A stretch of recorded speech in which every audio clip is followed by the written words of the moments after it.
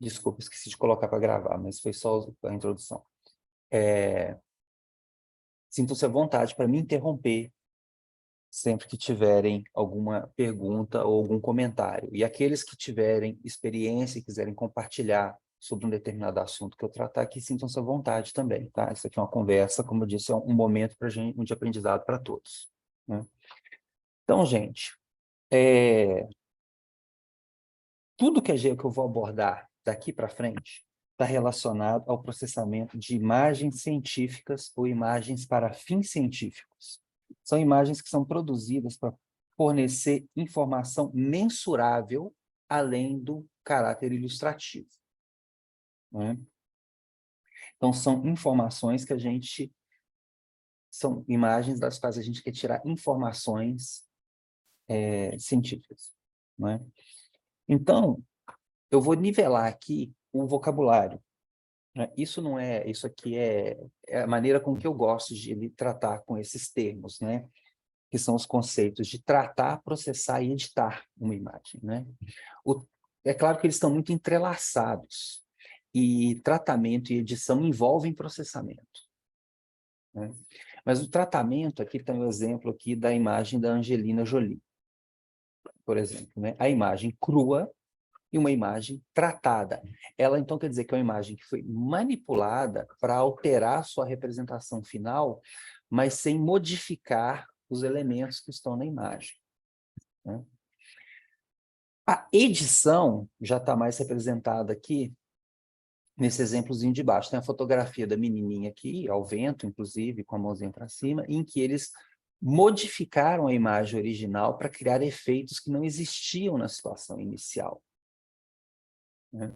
Então, sempre que eu escuto edição de imagem, eu penso nessa situação, né?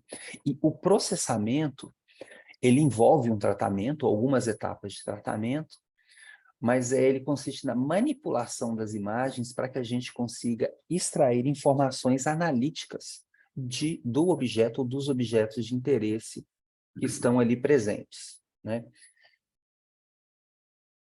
Então, gente, lembrar que aqui no nosso mundinho aqui, editar é diferente de tratar, e tratar é só uma etapa do processamento, né? Então, o processamento envolve em extrair informações como tamanho, volume, perímetro, área, separar porções diferentes, razão de aspecto, etc. Depende muito da pergunta que você tem. Então, é importante que antes de começar uma etapa de processamento, você tenha a sua pergunta bem definida. O que que eu quero extrair dessa imagem, né? Contudo, muitas vezes, aquilo que você quer extrair da imagem não está muito evidente, não é claro, né? Então, é preciso alguma intervenção. E aí que entra, para que aquela característica se revele, é aí que entra as etapas de tratamento para o processamento, né? E como eu falei antes, existem aí centenas de softwares que permitem que você trabalhe com suas imagens. Alguns pagos, alguns gratuitos, alguns com uma versão gratuita com poucas ferramentas, mas que você pode comprar outras, ou às vezes aquelas funções gratuitas já te atendem, né? Alguns são muito específicos para determinados tipos de tratamento, outros são mais gerais. E entre eles, o FID. O FID é a abreviação de Feed is Just ImageJ. E o ImageJ é um pacote, né, computacional que já vem com um grande número de plugins instalados, né? O ImageJ, ele foi criado, né, por esse senhor que está aqui na fotografia aqui, né, o Wayne Rasband, trabalhava no NIH, nos Estados Unidos, né, e ele percebeu uma demanda dos seus colegas da área de saúde e entender e interpretar imagens que estavam começando um processo de digitalização muito forte. Então, ele desenvolveu o ImageJ, eu esqueci o nome original do ImageJ, Só que o ImageJ ele é um pacote simples e cada vez que era solicitada uma demanda diferente, o Wayne criava um plugin e implementava no software original. Então, ele criou, foi um dos pioneiros da imagem do código livre. Ele criou um software de tratamento de imagem que poderia receber updates periodicamente, à medida que a necessidade surgisse, né? E esse software se popularizou, o ImageJ, até o momento em que eles lançaram uma versão F, uma versão nova do ImageJ, onde ele já vinha com todos os plugins instalados de uma vez. Porque até então você baixava o ImageJ e buscava qual que é o plugin que eu quero. Eu quero um plugin de contraste. Então você tinha que entrar no post do ImageJ e baixar o plugin de contraste. Se você precisasse medir tamanhos, aí você tinha que entrar lá e baixar o plugin para isso, que ficava disponível em uma página central. O feed é uma nova versão, essa versão F é uma nova versão onde tudo já vem junto. Você não precisa ficar baixando programas de acordo. Então você tem um software que tem coisas que você vai usar e tem coisas que você nunca vai usar. Douglas, Oi. tem uma pessoa querendo entrar, pedindo para aceitar. Ué, mas para mim não apareceu, não. Quem que é? Ah, Ana não, tem. Paula, Ah, tá aqui. Obrigado, tá? de nada. É porque eu estou trabalhando com 2 monitores, gente, então eu fico olhando para a minha apresentação e eu esqueço de olhar para o outro, que é onde estão as informações do Zoom, tá? Por favor, me avise quando isso acontecer. Ok. Então, só que isso causou uma certa confusão. ImageJ versão F, ImageJ versão o quê? Então eles criaram o feed, que é uma brincadeira para dizer apenas feed is just ImageJ, é só o ImageJ, só que tunado, não é? Existem hoje em dia centenas, provavelmente milhares de plugins feitos por membros de uma comunidade diversificada e extensa. Então, para aqueles que são usuários do feed, você tem uma comunidade, existem blogs e vlogs e sites de discussão fantásticos a respeito de todas as ferramentas. Se você se enfrenta algum bug, eu passei por um recentemente, a gente entra lá, o povo é super solícito em te informar como resolver, né? E é disponível para todas as máquinas aí, né? Então, reforçando o que eu tinha dito antes, né? A gente vai só arranhar a superfície de possibilidades do FISH, porque, como eu contei para você, são inúmeras, inúmeras. Você tem um mundo inteiro fazendo coisas, desde as mais gerais às mais específicas, e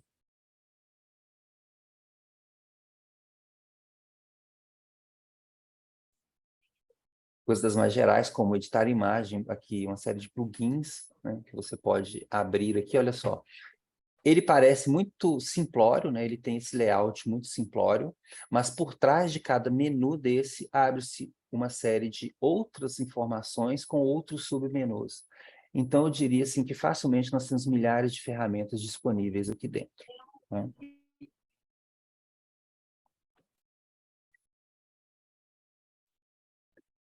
Agora, e como eu falei antes, existem outros softwares, né?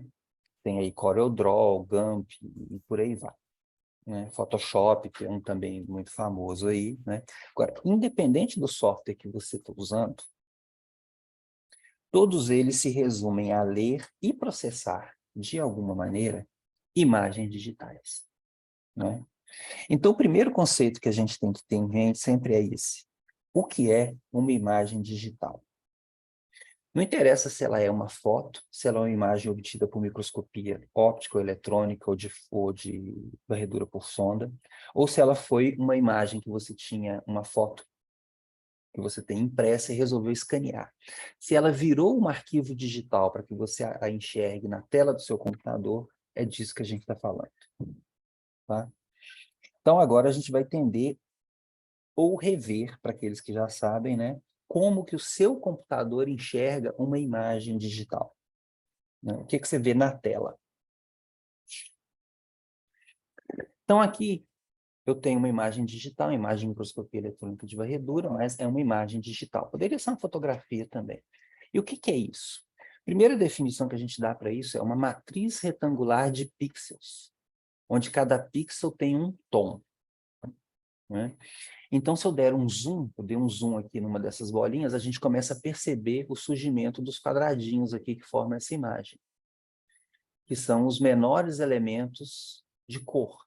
Então, pixel é uma palavra criada para resumir, né, é uma corruptela de picture element, né, o menor elemento de cor ou de tom. É a menor unidade que retém informação individual de cor ou de tom em uma imagem. Esse quadradinho aqui. Existem pixels quadrados e existem alguns sistemas que fornecem imagem com pixels hexagonais, mas a maioria é quadrado. Por que quadrado é hexagonal? Porque são figuras geométricas que, quando são colocadas lado a lado, elas vão se encaixando para cobrir toda a área de varredura. Toda a área interessante.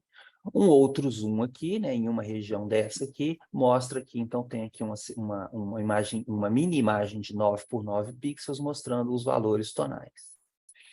Acontece que o seu computador, o seu processador aí, ele não está vendo essa imagem do mesmo jeito que a gente. Ele está vendo essa imagem como uma matriz de números.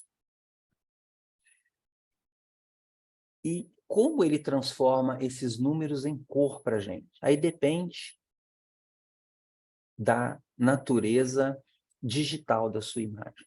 Nesse caso, eu tenho uma imagem de 8 bits. Daqui a pouco vocês vão entender o que tem a ver 8 bits com o número de tons de cinza que está aqui. Não é? É uma imagem em tons de cinza. Então, aqui do ladinho, ó, eu tenho o histograma de distribuição desses tons de cinza. O que é isso? É uma curva populacional, onde eu tenho aqui do preto ao branco, passando pelos tons de cinza. Então, eu vou ficando cada vez mais claro, se eu ando para a direita aqui, vai ficando cada vez mais claro. E aqui eu tenho o número de pixels em cada tom de cinza. Então, percebam que o fundo da imagem, nesse caso aqui, ele tem muito preto, ou tons perto de preto. Aqui, ó, aqui a gente vê melhor. Ó. Por isso, eu tenho aqui ó, um aumento, né, na população de pixels em torno desses tons mais escuros. E depois eu tenho muitos pixels, num tom cinza mais claro, mas ainda não tão claro, que são esse outro morrinho que aparece aqui, essa outra população de tons de cinza aqui, ó, em torno disso aqui. Agora percebo que a ocupação morre aqui no cinza claro. Eu tenho muitos poucos pixels brancos, só esses aqui da barra de escala, das informações aqui, que nem dá para perceber aqui na imagem, ó, aqui perto do branco, aqui tem uma tentativa, não sei se vocês percebem, aqui eu vou tirar o pointer da frente, tem uma tentativa de subir ali alguma coisa, para dizer, tem uma meia dúzia de pixel branco aqui.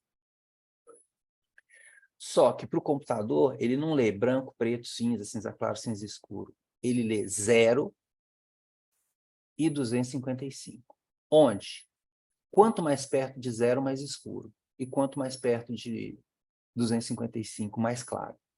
Então, por isso que ele lê. Então, aqui, ó, o 38 aqui é o valor mais baixo que a gente tem nessa matriz. Ele é o mais escuro.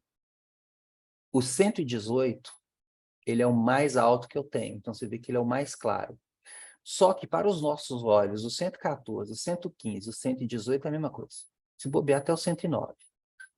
Né? Se eu tiver sem óculos aqui, eu já te diria para vocês que essas linhas, essa coluna aqui é tudo igual. Então, 256 tons de cinza são suficientes para que a gente tenha uma imagem com boa sensibilidade. É possível ter mais, sim, é possível ter mais. A maioria dos nossos monitores trabalha nessa faixa tonal, de 0 a 256 tons, são 255, que somam 256 tons de cinza. Não é? Então, esses tons se distribuem em imagens em tons de cinza, do valor mais baixo, 0, que é preto, até o valor mais alto, que é o branco, em variações de cinza, que vão, então, dá 256 canais. Para um caso de imagens coloridas, também vou falar delas daqui a pouco, a coisa muda um pouco. Continuam sendo 256 tons, só que são 256 tons possíveis de combinação de vermelho para 256 possíveis de verde para 256 possíveis de azul, que é o sistema RGB, né? Red, Green, Blue, né? Existe um outro sistema, que é o ciano, magenta, amarelo e preto, que é chamado CMYK. Eu quase não uso ele porque ciano, magenta e amarelo são combinações desses outros três. Então, é um outro sistema, um subsistema do RGB. Né? Então, deixa eu fazer uma brincadeira aqui. Apareceu para vocês aqui a minha janelinha flutuante do ImageJ? Sim, apareceu. Tá, ok. Eu vou colocar ela aqui em cima. E vou abrir agora aqui uma imagem. Deixa eu escolher uma qualquer. Vou colocar até a mesma que está ali. Apareceu aqui. Eu vou deixar ela aberta aqui em cima para não ficar poluído demais. Bom, a mesma imagem. Então, como eu falei para você, gente, o ImageJ é esse carinha aqui. E ele, à medida que eu passo... Só um minuto. A imagem sumiu.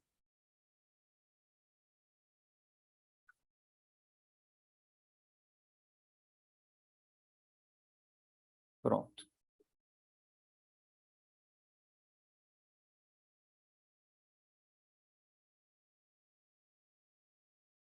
É porque ela vai para o outro monitor. Vocês estão vendo, então, o ImageJ e a imagem, correto? Ou não? Sim, tô vendo. Isso. Vou fazer assim, porque senão não fica muito poluído. À medida que eu ando com o cursor em cima da imagem, vocês observem que essas informações aqui elas vão mudando. A informação que está aqui agora é da versão do ImageJ que eu tenho. Mas olha só, quando eu entrar na imagem, elas vão mudando. Então, ele me dá aqui um valor de x e y, e na frente está escrito valor. Todo mundo consegue enxergar isso? Peraí, desculpa. Você falou que tá mexendo alguma coisa? Tá mudando o valor? Isso eu não tô vendo, não. Aqui, ó, olha onde está vendo meu mouse. Eu tô A vendo o imagem mouse, mas parece ele estar tá travada. parado.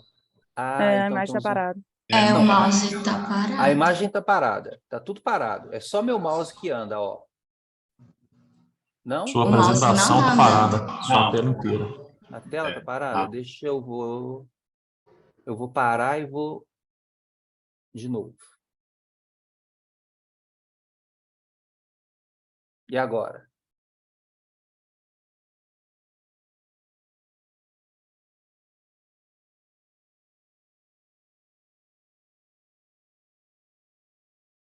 Alô? Espera que tá Ainda carregando. tá Ah, iniciando. gente, Tá carregando. É que a internet aqui é a lenha, tá?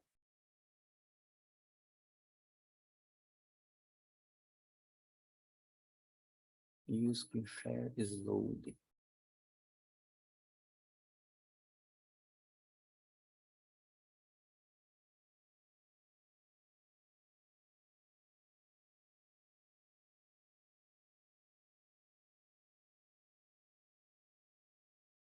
Gente, que coisa chata.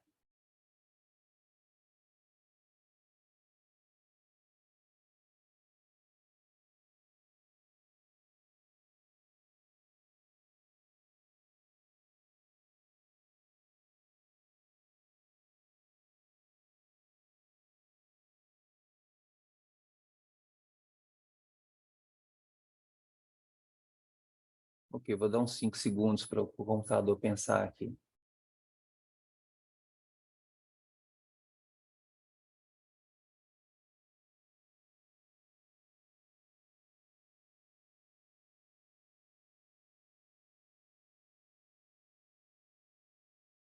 Fechando os arquivos.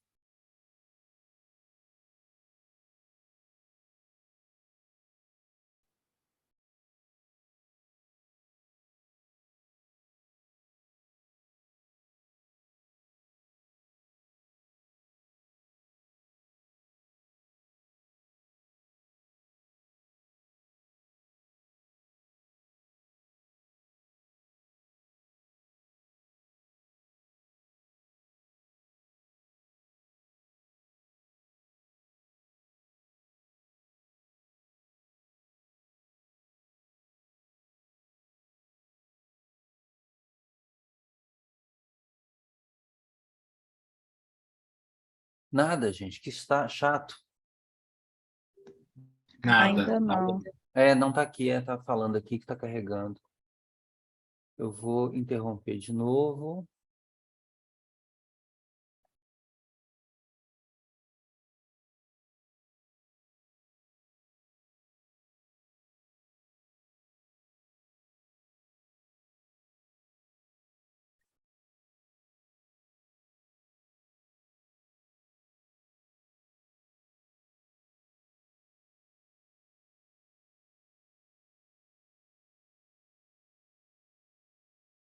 Vamos ver se vai agora.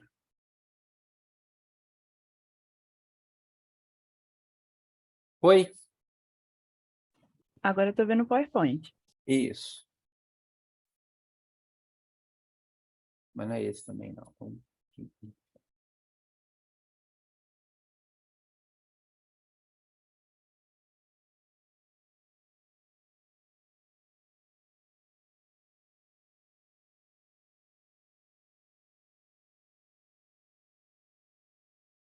Agora foi.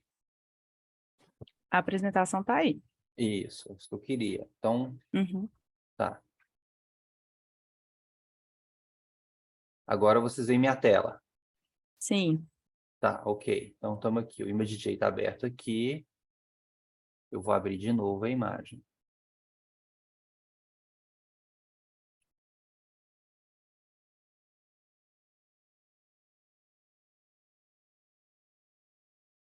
Então, ok. Agora tem uma imagem do lado e o meu ImageJ. Vocês conseguem ver o mouse andando? Sim. Sim. Isso, ok. Nesse momento, o mouse não está andando. Eu vou colocar ele aqui parado aqui. Então, todo mundo consegue perceber que tem um monte de letrinha aqui debaixo dos ícones do ImageJ, correto? Uhum. Sim. Correto. Tá. Aqui sempre tem informação, né? Então, a imagem aqui em cima, ela já traz algumas informações. Como a minha imagem já está calibrada, ela me traz aqui as medidas em centímetro. Então, se eu mandar imprimir essa imagem agora, eu sei que vai sair uma imagem de 15 por 13 centímetros. Ela tem 512 por 471 pixels. É uma imagem de 8 bits que tem um tamanho computacional de 236 kbytes. Tá? Tudo isso aqui eu vou explicar daqui a pouco, como é que chega nesses números aqui e como é que você pode mexer com essas coisas. Tá? E olhem que olhem aqui agora de novo, por baixo do ImageJ, à medida que o meu mouse passa na imagem, os números mudam. Os primeiros números que aparecem aqui são a posição em X e a posição em Y do pixel. Então, eu estou no momento num pixel 13.18, no Y 1.26, ok. E um valor 100, esse valor que está ali é o valor do tom de cinza que está ali. Se eu for para uma região mais escura, esse valor vai ficar menor, olha lá, 40. Deixa eu mexer na imagem aqui, eu vou lá. Toda vez que eu clico nela, ela vai para o outro monitor, que eu trabalho com 2 monitores. Agora eu vou lá para o preto, ó, olha lá, o valor foi para 0. Se eu for para o banco, ele vai para 255. Se eu ficar no cinza, ele vai escolher algum valor nesse meio. Está aqui num valor 69. Então, você consegue escolher isso aqui. Agora, digamos que você queira transformar essa imagem, você precisa ver todos os valores de pixel. Então, vai aqui, primeira dica, a gente vai clicar na imagem, aqui em imagem. Percebem aqui? Quando você clica em qualquer ícone desse aqui, só de passar o mouse em cima, vem diversas informações. Então, aqui em imagem, transformar, ele tem aqui uma das opções. Aqui tem várias, ó, transformações as mais básicas, né? Você pode girar horizontalmente, pode girar verticalmente, você pode, para imagens que têm informações, quando você faz um empilhamento de imagens, você consegue inverter isso, girar, rodar, mudar. Mas o que eu quero mostrar agora é isso aqui. Quando você fizer imagens para resultados,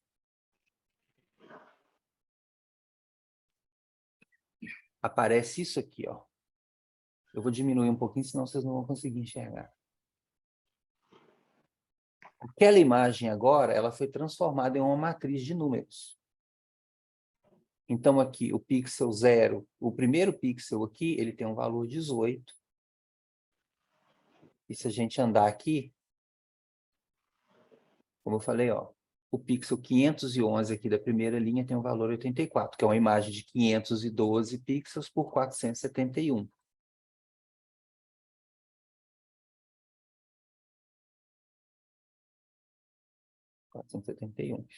Os últimos todos são zero, como a gente tinha visto aqui, são todos pretos. Então, eles têm que ter um valor zero. E aqui no meio tem os 255, que são esses valores brancos aqui dessas linhas. Do mesmo jeito, se você tiver uma tabela com os valores de tons, você pode transformar aquilo numa imagem, pelo mesmo caminho contrário. Então, vem aqui, imagem, transformar, resultados para imagem. Tranquilo, gente? Ficou claro aí a questão dos tons de cinza? 0, 255? Tem alguma dúvida? Estão me ouvindo?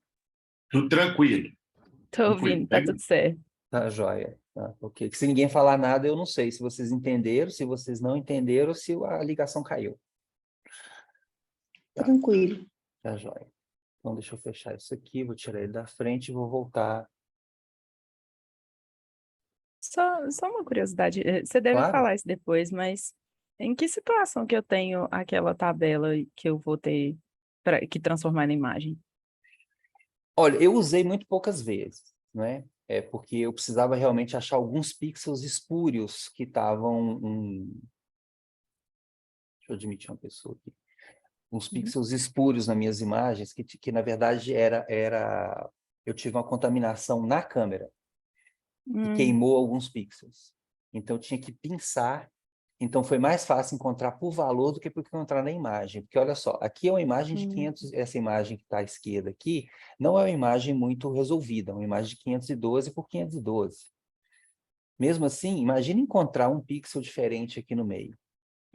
Então, eu transformei a minha imagem naquela tabela, fui para o Excel e lá eu mandei ele, procura esse tom. Ah, tá. Isso. E isso acontece às vezes também, que já aconteceu também a minha experiência, o arquivo se corrompe. Ele se corrompe, não abre em nenhum software, mas você consegue abri-lo como aquele WordPad. E aí ele vem naquele formato. Ah, E aí tá. você faz o caminho contrário. Então, você copia aquele formato, coloca lá no MediaJ e pede para ele transformar de resultados para Da imagem. a imagem. Entendi, obrigada. Então, aqui, como eu estava falando, a gente explorou um pouco as imagens em tons de cinza. Aqui no sistema RGB, né, que é o sistema vermelho, verde e azul, né, cada pixel tem uma cor. Só que essa cor, na verdade, ela é uma combinação linear de 3 tons, né, um vermelho, um verde e um azul. Né? Então, aqui um zoom de uma partezinha aqui, dessa esverdeada dessas coisas desse tentáculo aqui, né, das ventosas desse tentáculo aqui. E cada pixel desse, né, peguei esse aqui, por exemplo, né, ele tem um valor de 57 para o vermelho, um valor mais alto, né, porque você vê que é um tom mais esverdeado, então o verde aqui é mais pesado, 123, um valor de 96 para o azul. Cada canal de cor aqui, assim como os tons de cinza, cada canal de cor aqui varia de 0 a 255. Então, o ImageJ permite que você filtre esses canais também. Nós vamos ver isso em outros momentos, né? Aqui só apresentando essas coisas.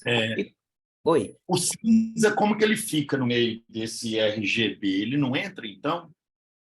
Você consegue montar o cinza por aqui também.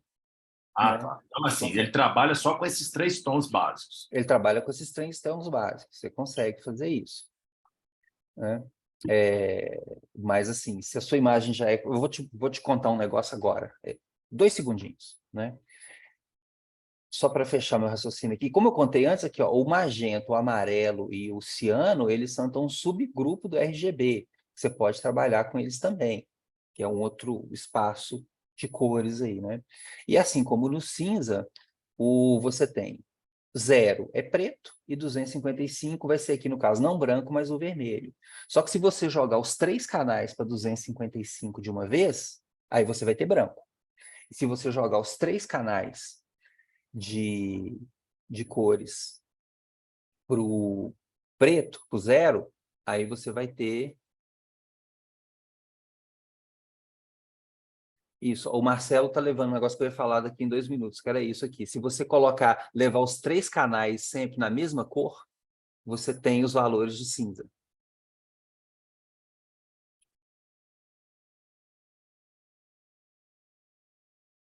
Obrigado, Marcelo.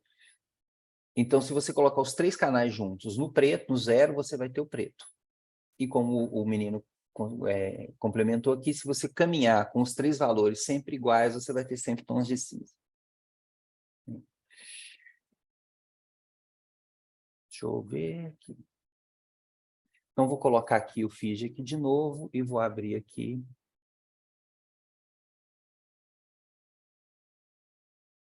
Essa mesma imagem aqui. Então, de novo aqui, em imagem, tem aqui em cima, a primeira opção aqui é tipo. Ele te fala qual é o tipo da sua imagem. Se você não souber isso, está escrito aqui em cima. Ó. É uma imagem, essa aqui já é uma imagem mais resolução, né? 4.000 por 1.900 pixels, no sistema RGB, e aqui o valor que o arquivo ocupa. Aqui, tipo, então ele já me diz aqui, ó, é uma imagem em RGB. Mas então, se eu quiser transformá-la em uma imagem de 8 bits, basta clicar aqui, vejam, que agora ela virou uma imagem em tons de cinza em RGB. É útil também porque alguns processamentos são mais leves, computacionalmente falando, quando trabalhamos com imagens em tons de cinza em 8 bits. Né? E aí depois você faz a volta, mas aí tem que fazer uma auto-alteração. Isso aqui é uma coisa importante do ImageJ, que eu também fui pego nessa aí muitas vezes. Se você O tem que é esse negócio do bit? Eu Desculpa vou te perguntar. cenas dos próximos capítulos. Ah, Tá? Tá relacionado com ser 256 tons ou um número maior de tons. Tá? Vou te contar acho que em 2 ou 3 slides, pode ficar tranquilo. obrigado. Uhum. Quando você pega uma imagem colorida, como essa aqui estava marcada, e transforma em 8 bits, ele não volta automaticamente para uma imagem colorida, se você fizer o processo inverso.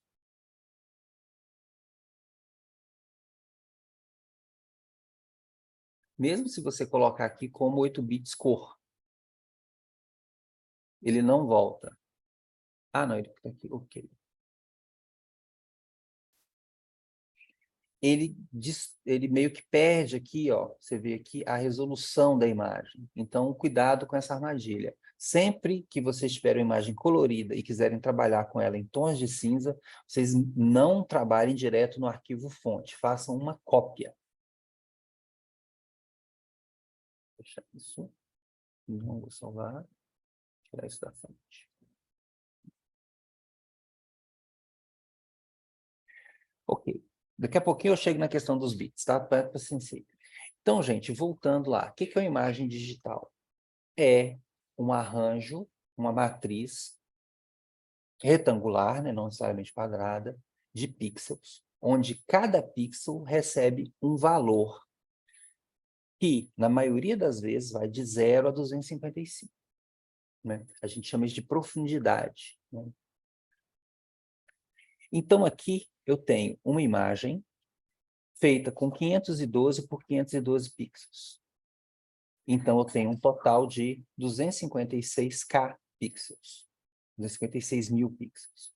Aqui do lado, eu tenho a mesma imagem tomada com 4.096 por 4.096 pixels. É uma imagem de 16 megapixels. É o mesmo conceito quando você vai comprar celular e o povo fica falando, essa imagem de celular faz não sei quantos milhões de pixels e tudo. É a mesma coisa, né? Um conceito com o qual a gente está acostumado a ouvir aí, né? Todo dia, né? Eu vou dar um zoom aqui. Eu não sei se vocês estão conseguindo ver a diferença da minha... Isso. Estamos vendo, sim. Uhum. Isso aqui. Eu dei um zoom nas imagens. Então, observem que com 512, olha só, as bordas aqui já começam a ficar pixeladas, né? Isso é uma palavra também que está fazendo parte do nosso vocabulário diário, né? Enquanto aqui eu tenho mais detalhe.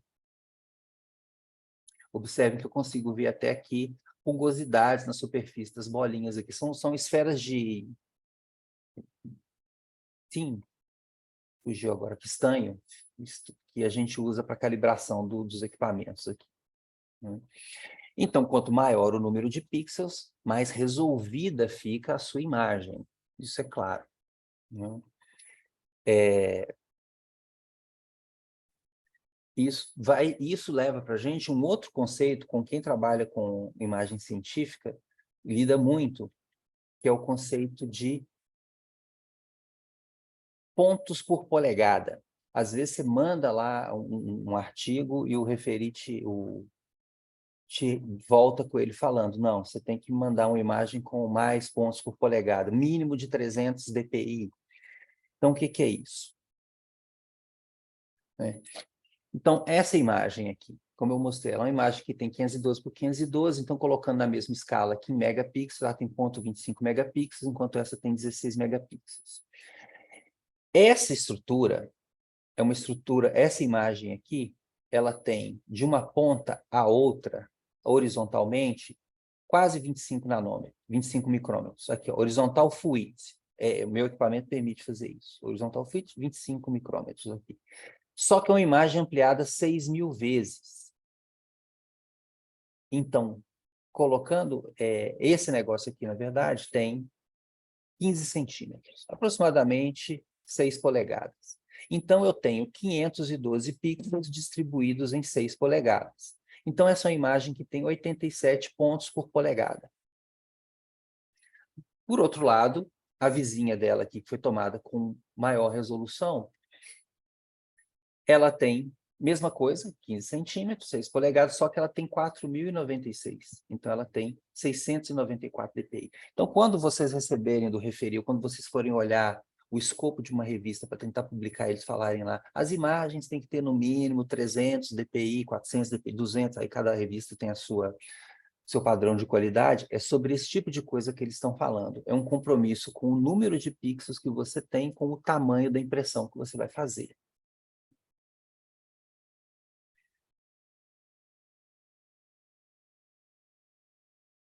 Então, o que é uma imagem digital, do ponto de vista assim, da qualidade, né? A qualidade da imagem ela está relacionada, então, a duas quantidades. Na verdade, são três, mas eu vou falar, por enquanto, de duas agora, que é o número de pixels, que são o número de pontos que você coloca em cada linha da sua imagem, e o número de tons, que é a quantização, que é quantos tons de cinza, ou de azul, ou de vermelho, ou de verde eu posso colocar por pixel, né? Então, a gente sempre vai brincar com o histograma, porque ele me ajuda a enxergar a distribuição de tons aqui, ele ajuda, a gente vai ver em breve, talvez não hoje ainda, como ele ajuda a saber noções de brilho, de contraste, como é que eu uso isso aqui para encontrar o melhor brilho e o melhor contraste para a minha imagem, né? Para aqueles que chegaram depois, né? Então, o histograma ele só é uma curva de distribuição de tons de cinza, que aqui ele me diz que eu tenho alguns pixels, muitos pixels aqui, em torno de uma região mais escura, e depois uns pixels maiores em torno de uma região um cinza mais claro, eu tenho nada aqui nessa região mais clara e tem alguns pequenos pixels aqui perto do branco, né? Então, gente, agora eu vou entrar na questão dos bits que alguém perguntou aí, ó. Eu tenho 256 tons possíveis por pixel. Então, para quem já passou por algum curso de computação na vida, aqueles básicos lá que a gente faz no início da graduação, introdução à computação, introdução à programação, ou seja lá como for o nome que cada universidade dá, cada curso dá, vocês vão lembrar que arquivos digitais, eles são armazenados em linguagem binária. Eles são armazenados em valores de 0 e 1. E cada bit pode armazenar 2 valores. Então, cada bit, cada estrutura que eles chamam de bits, cada coisinha que a gente chama de bit em informática, pode armazenar ou 0 ou 1, ou 0 e 1. Então, pode armazenar 2 valores.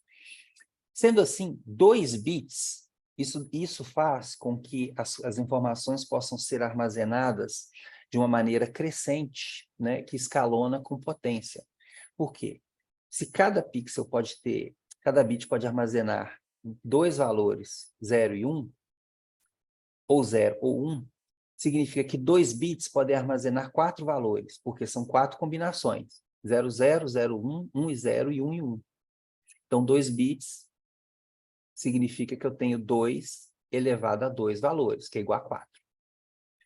Continuando com esse raciocínio, 8 bits podem armazenar 2 a 8 valores diferentes. E esse conjunto, esse pacote de 8 bits, ele recebe um nome especial, que é chamado de byte. Então, se 8 bits, um byte, então, armazena 2 a 8 valores diferentes. Acontece que 2 elevado a 8 é 2 vezes 2 vezes 2 vezes 2 vezes 2 vezes 2 vezes 2 vezes 2, 8 vezes aí. Tem um iPhone tentando entrar aqui. Isso dá 256. 2 a 8 é igual a 256. Então, o valor 256 para a faixa tonal ali, ele não foi escolhido aleatoriamente, ele foi escolhido para se ajustar a essa questão de tecnologia da informação aí, né?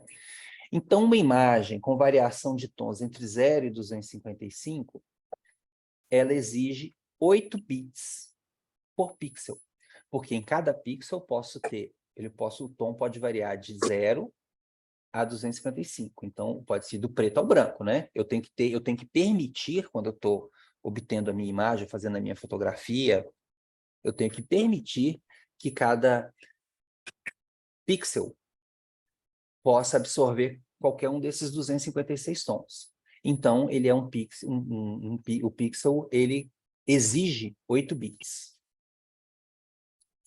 Gente, ficou dúvida nisso aí? Alô? Não.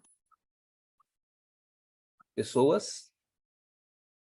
Nenhuma Aqui. dúvida. Matemática pura. Tá ótimo. Isso, ótimo, né? Isso, então, ok.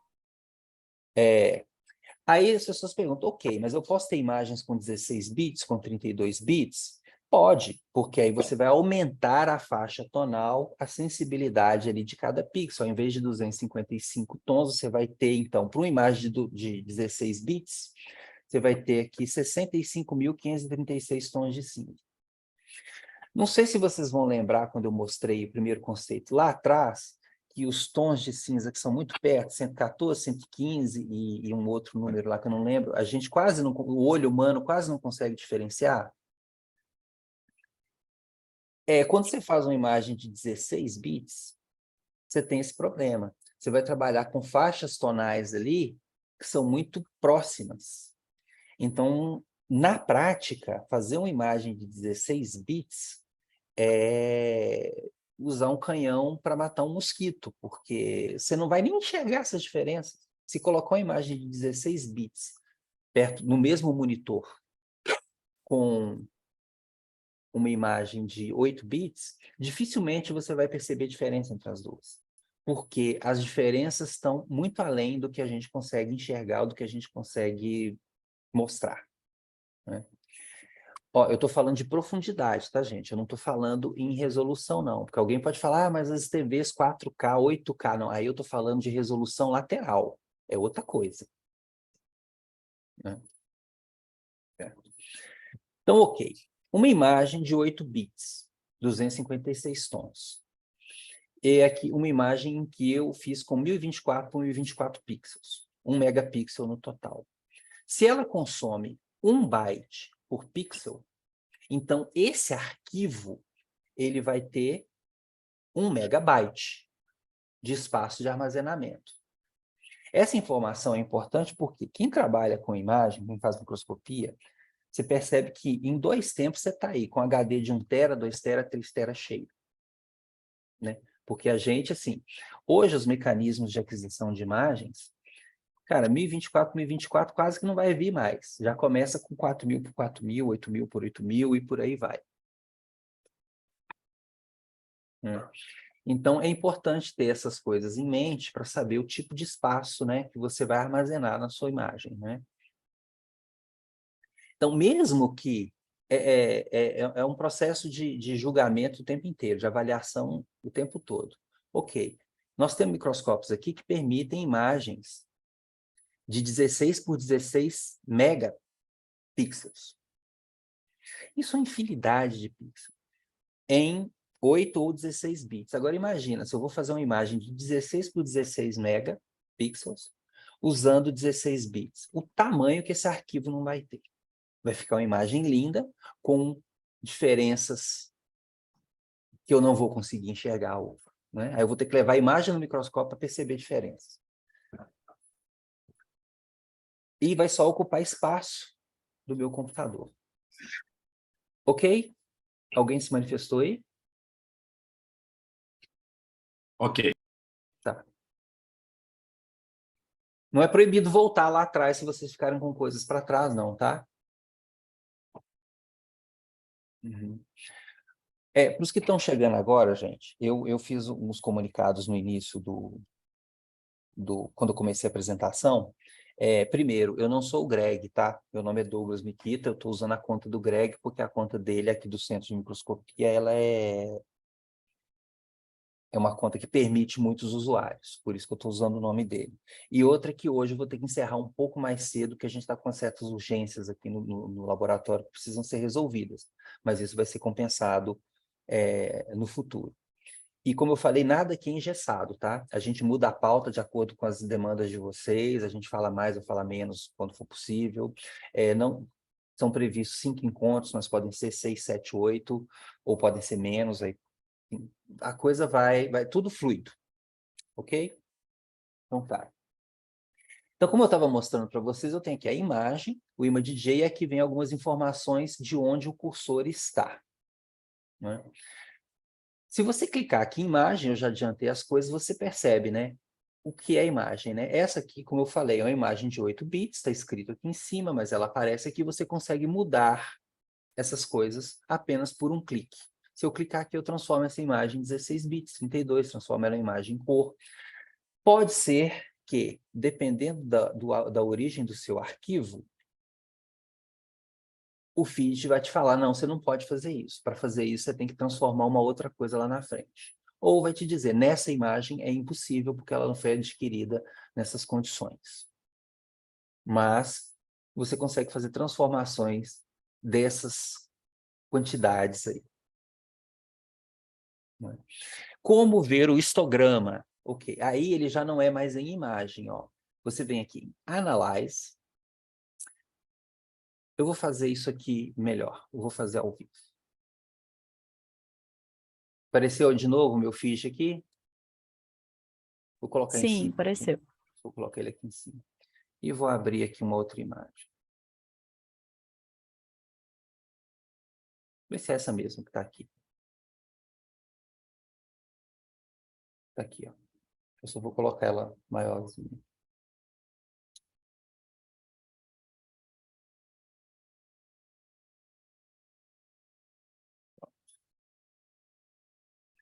Então, aqui em Analyze, aparece um monte de coisa. Nós vamos verificar alguns deles ao longo dos nossos encontros. Nós vamos explorar essas coisas aqui.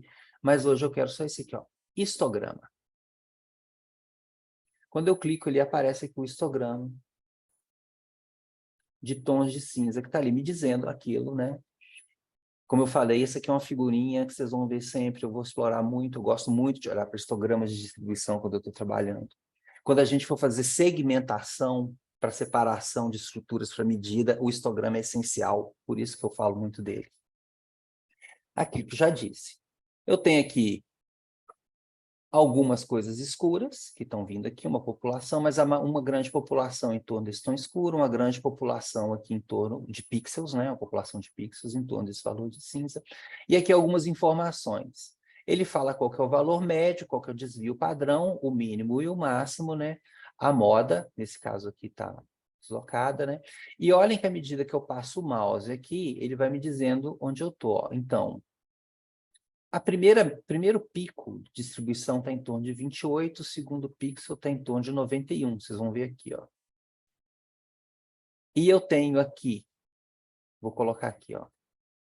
O primeiro pico aqui em torno de 29, eu tenho 2.250 pixels com esse valor. E no primeiro, no maior aqui, eu tenho, em torno de 90, eu tenho 3.289 pixels. Aparece aqui a contagem, né? Agora, digamos que eu queira saber qual é a média de uma região específica da amostra. Você clica aqui em Live. Primeiro, aqui em cima, você seleciona o retângulo. Significa que eu vou abrir retângulos aqui na imagem. Quando eu clicar em Live, ele agora vai me dar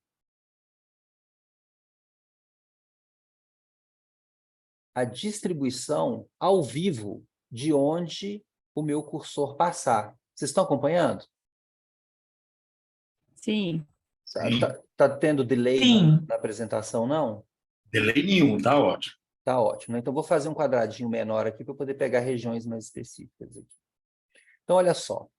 Como eu falei antes, daquela distribuição que tem dois modos, né, da distribuição geral, o segundo lombinho lá, o segundo pico, ele pertencia aos tons de cinza das esferas. Olha aqui. Então, quando eu passo aqui, olha só. E o segundo é do background, olha lá. Então, se você quiser saber a distribuição de uma determinada regiãozinha da sua amostra, você pode fazer isso. Você pode vir aqui, ó, e medir ao vivo. Se a gente vem aqui para a parte escura, olha só fica um grande pico no zero, um grande pico no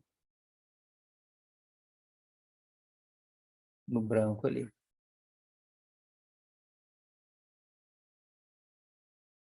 Ok?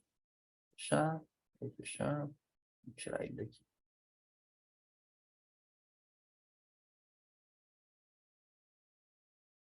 E aqui vem todas as informações que você quer da sua imagem ali também. 11:04. Tá. Eu vou encerrar, então, falando sobre os tipos de arquivos, tá, gente? De novo, eu estou pedindo desculpas por ter essa aula mais curta hoje, mas é porque surgiu realmente uma entrevista aqui. E depois eu abro um pouquinho de tempo para dúvidas, perguntas do que a gente conversou, sugestões. Se alguém quiser complementar, alguém que tiver mais experiência e quiser complementar o que eu já falei, sinta-se à vontade também, tá? Uma imagem digital, agora que está todo mundo craque no que é uma imagem digital, ela pode ser classificada de duas maneiras em relação à origem dela. O que a gente chama de mapa de bits, que foi tudo que eu apresentei aqui, desse primeiro tipo, mapa de bits, também conhecido como raster, é uma descrição por pixel, como as que a gente fez até agora, né? Pixel a pixel você vê quantos tons de cinza ou quantos tons de RGB que ela tem, ou de CMKY, etc. Ou de gráficos vetoriais. Esses são mais complicados. As operações matemáticas que o computador faz para gerar a imagem são através de vetores matemáticos. Não vou abordar isso aqui, tá? Não vale a pena, eu estou deixando aqui como título de informação, né? Isso é principalmente para desenvolvedores, né? E os mapas de bits, eles podem ser armazenados em diferentes formatos, né? BMP, TIFF, RAW, que é o dado cru, JPG, PNG, e diversos formatos especializados. Quem trabalha com microscopia aí, dependendo do fabricante do seu microscópio, seja ele óptico, eletrônico, por sonda, a lenha, né? Cada fabricante gosta de criar o seu formato próprio para fidelizar força a gente, né? Ele gera a imagem no formato que é só dele, e aí você tem que usar o software que é só dele, que funciona por 1 ano, e depois você tem que comprar uma licença que é caríssima, né? A vantagem, e aí por que o ImageJ se torna também poderoso nesse aspecto? Existem plugins em que você consegue converter quase todos os formatos disponíveis aí, mesmo desses especializados que esses fabricantes fornecem, usando o ImageJ. Tá? Zeiss, Geol, Thermo Fisher, Mitsubishi, você consegue pegar todos os arquivos especializados deles e usar o ImageJ para converter em TIFF, BMP ou aquilo que você mais quiser. Aqui do lado, né, um exemplo aqui de todas as opções que você tem, né? Você abre aqui o File, e aí funciona como um arquivo do Windows normal, File, salvar como, e aí aparece aqui para você todas as opções. Né? Os arquivos mais comuns, JPEG e TIFF. Né? TIFF vem de Tagged Image File Format, e JPG vem de Joint Photographic Expert Group, são os mais comuns. Qual a diferença entre eles? O método de compressão. Né? Todos esses arquivos, eles trabalham com, eles têm internamente, né, esses softwares de processamento, que você usa para manipulação de imagens, eles têm internamente um compressor para fazer o arquivo ficar mais leve, né? E é isso que diferencia esses dois aqui, né? O JPEG, ele usa uma compactação que causa perdas quando você salva a imagem, né? Então, eu peguei aqui um zoom dessa imagem aqui, o arquivo fonte, e eu salvei em JPEG e salvei em TIFF, né? E o TIFF, ele permite, quando você vai salvar o seu arquivo, se você quer fazer essa compactação ou não. E ele ainda permite que você faça algo compactado com poucas perdas ou quase nenhuma, né? É por isso que se você fizer um arquivo original, salvá-lo em TIFF, depois salvar em JPEG, você vai perceber que os arquivos em TIFF, eles são maiores, eles ocupam um pouco mais de espaço do seu disco rígido do que o JPEG. Eu vou dar um zoom aqui no meu monitor aqui, para mostrar um pouco as perdas que você tem quando salva em TIFF e em JPEG. Vocês conseguem perceber, principalmente aqui, nessa região aqui, em TIFF, em JPEG, a coisa já começa a ficar... Desculpa, apertei o botão e... nós.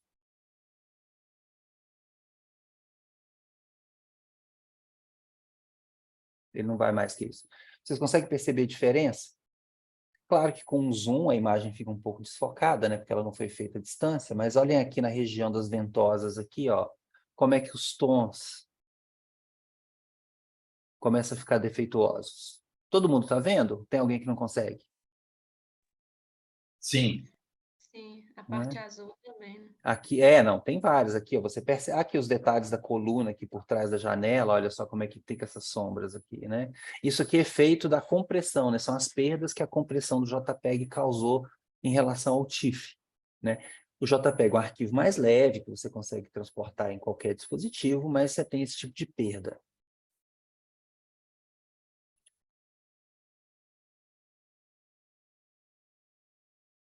Né? Ok. Pessoal, do que foi falado até agora, ficou alguma coisa para trás aí que vocês não compreenderam? Ô Douglas, eu tive uma dúvida só em relação ao histograma. Na Sim, prática, qual que é o objetivo de ver qual tonalidade tem mais pixels, qual pixel tem mais tonalidade, entendeu? tá. Sim. Isso aqui. Você está vendo a minha apresentação que eu tenho aqui as minhas bolinhas, e aí eu transformei elas agora numa imagem preto e branco? Uhum. Sim. Por quê?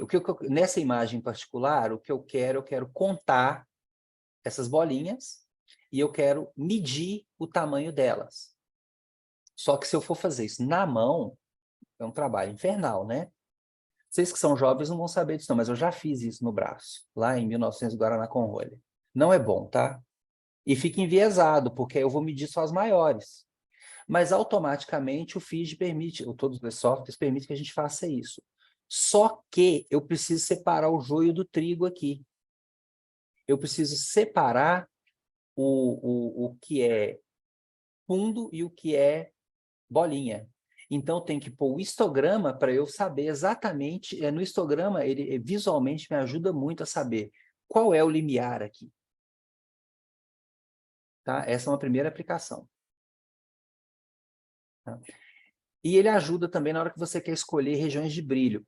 dependendo das condições em que você vai tomar a sua imagem, algumas partes da sua amostra vão tender a ficar mais brilhantes ou mais escuras. E aí você consegue definir também, eu posso sacrificar isso aqui e deixar esse negócio ficar mais brilhante, porque eu preciso melhorar o contraste desse outro lado aqui, que é onde está o que me interessa. Então, assim, da maneira que eu coloquei, realmente fica parecendo que é só uma outra maneira de olhar para a imagem. Mas é um negócio que você vai usar muito ao longo do seu processo para tomar decisões de luz, de tipo de estrutura que eu vou medir. Entendi. Você vai Entendeu? mostrar mais ainda, Eu vou então, falar né? mais, nós vamos entrar nesse tipo de coisa que eu estou mostrando aqui, mas hoje, infelizmente, não vai dar. Mas pode ficar tranquilo que a gente vai explorar muito isso, você vai ver que vai ajudar muito. Qual método? De forma, assim, se eu tiver certo, seria como a gente está transformando a imagem em um dado matemático, porque a gente pode Exatamente. fazer todas as coisas Exatamente. matemáticas depois que isso vai se reproduzir na imagem. Isso. Porque o processamento da imagem é isso, são processos, fugiu a palavra aqui, é isso, você vai fazer operações matemáticas na sua imagem. Então, olhar para o histograma te ajuda a decidir quais são os limiares dessas operações. Né? Para você saber que você não está jogando informação importante fora e para você também garantir que você não está carregando informação inútil. Professor, duas Oi. perguntas rápidas. Aumentar a profundidade da imagem ajuda na segmentação? Por exemplo, 8 bits ou 32 bits pode te ajudar quando você tem uma imagem que os valores são muito próximos, muito tênues? Pode ajudar, sim. Pode ajudar bastante, sim. Mas da minha experiência, em casos muito extremos, tá? E aí você tem que ter uma boa GPU, que é uma placa de vídeo boa. Porque processamento de imagem, gente, ele é feito... Bom, aí depende, né?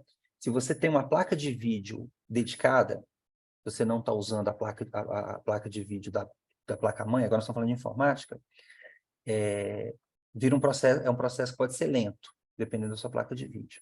Se você coloca um arquivo desse tamanho, assim, de fato, você vai melhorar muito na escolha dos limiares de segmentação, porque você vai ter mais valores ali disponíveis, né? Só que você vai computacionalmente, você vai levar mais tempo. Então tem que pesar isso. Como eu falei, é uma tomada de decisão caso a caso. Eu vou demorar 5, 6, 7 minutos num negócio que eu faria em 15, se ela fosse de 8. O que eu vou ganhar muito? Eu não estou dizendo que está errado, não, nem que está certo. É que você tem que avaliar na hora. Mas, respondendo estritamente a sua pergunta, sim. Quanto mais a profundidade, quanto o seu valor de tom aumentar aí, melhor para a segmentação. Certo. A minha outra pergunta é sobre o formato TIFF e PNG. Você falou de JPEG. Ah, tá. Eles têm muita perda de um para o outro? Não. O PNG ainda é melhor ainda do que o TIFF, de fato, né? Só que o PNG agora não mais, né? É que eu estou um pouco ultrapassado aí. Mas hoje, tanto faz. TIFF, PNG, PNG você tem até um pouco mais de qualidade. Ah, tá bom. Tá bom. Obrigado. Talvez O você formato encontre... TIFF não tem muito suporte para aplicações web e ultimamente a gente está utilizando muitas aplicações web para fazer. Isso, para aplicação web, PNG é o ideal. Obrigado. Aplicação web é o ideal, isso, PNG. Você pode ter problemas, porque eu trabalho, né, com aplicações mais básicas, assim, utilizando dispositivos... O PNG às vezes tem problema em transportar dados em celular, né? Você não consegue. Mas pode ser porque o meu celular é velho também. Ok, gente, então eu vou parar por aqui hoje, tá? Eu espero que tenha sido a contento, tá? Cenas dos próximos capítulos aqui para vocês, né? Transformações que a gente vai fazer, filtros, como usar alguns filtros disponíveis, e até chegar nisso mesmo, que é processar a imagem para extrair informações quantitativas dela. E o uso de alguns plugins para reconstrução tridimensional e para segmentação automática. O pessoal de fotoluminescência aí vai gostar bastante. O Douglas, eu Oi. só queria, eu vi que a aula está gravada, eu cheguei atrasada, eu tenho acesso a essa gravação? Eu posso disponibilizar, sem problema. Se puder, por Posso favor. sim, claro, não, vai ser tudo disponibilizado. A gente tem que pensar se eu disponibilizo aula a aula ou o pacote inteiro, mas pode ser por aula, né? Se puder disponibilizar essa, que aí eu já assisto antes da próxima. Tá joia, tá joia. Ô, gente, se vocês, ao longo dessa semana até semana que vem, tiverem outras dúvidas, sintam-se à vontade para voltar, tá? Não é proibido, não. Eu não entendi tal coisa, eu queria relembrar.